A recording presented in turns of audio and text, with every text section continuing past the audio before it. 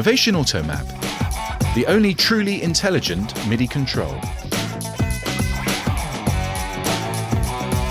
Novation featuring Automap, the #1 choice for MIDI control.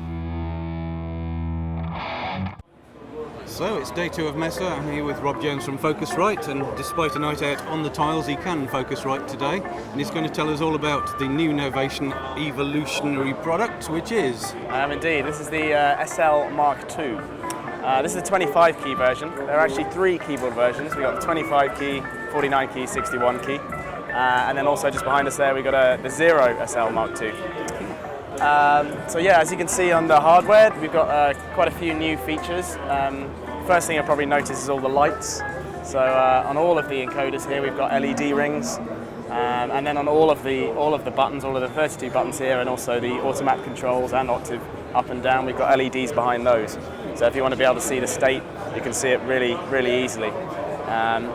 Other thing you'll see, we've got touch-sensitive controls now. So on the encoders, on the pots, on the faders, if you want to see what's assigned to a particular row, you just touch it, and all the parameters will pop up on the screen. So you don't have to bother pressing row selects if you just want a quick reminder of what's assigned there.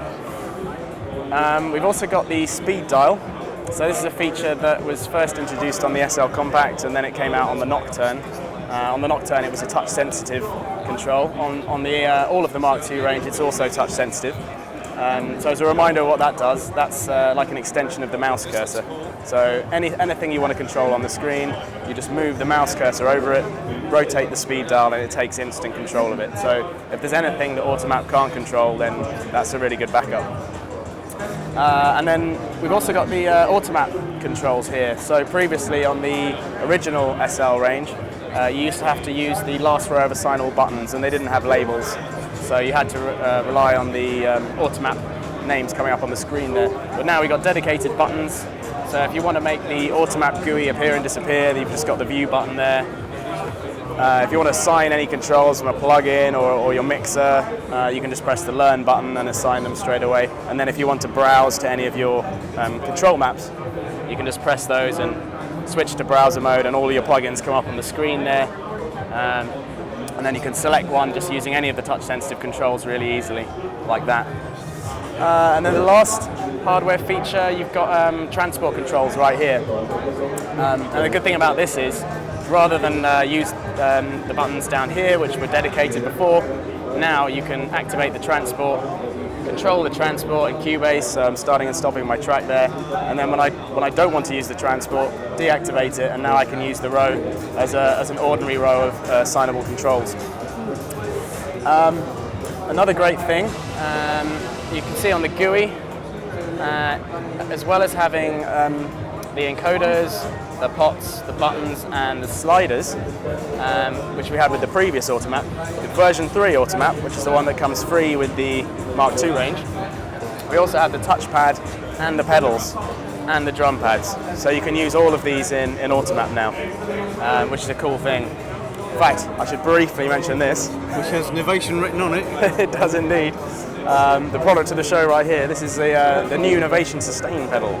And yeah, like I said, you can use this in Automap now. So if you want to assign it to anything in your plugin, you can just press the Learn button, move a parameter in the plugin, and then press the Sustain pedal, and it just maps it straight away.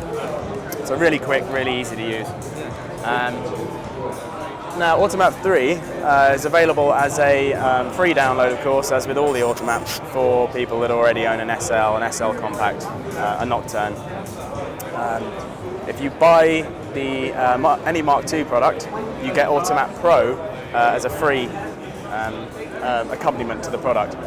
If you have the existing products, then you can pay a small fee to get Automap Pro. So there are basically two new forms. So what's the real difference between the regular Automap and the Pro version?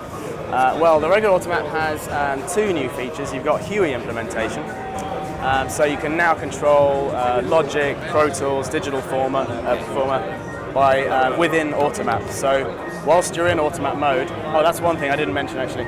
Unlike the previous products, you now have an Automap button on the front panel, which makes it easier to differentiate between when you're using Automap and when you're using it as a standalone MIDI controller. So if I want to come out of automat mode, I press the automat button, and now it's a regular MIDI controller with templates, and you can freely assign any of the controls, any MIDI data, put it back in automat mode, and now you're linking to the automat software, you're controlling plugins and anything that's connected to. So yeah, the two features, the first one is HUI implementation, so you can control all the mixers by pressing mixer and then linking straight to your mixer. So right now it's controlling Cubase, and then switch to your plugins by pressing instrument and moving on from there. The other feature is a startup mode, which you access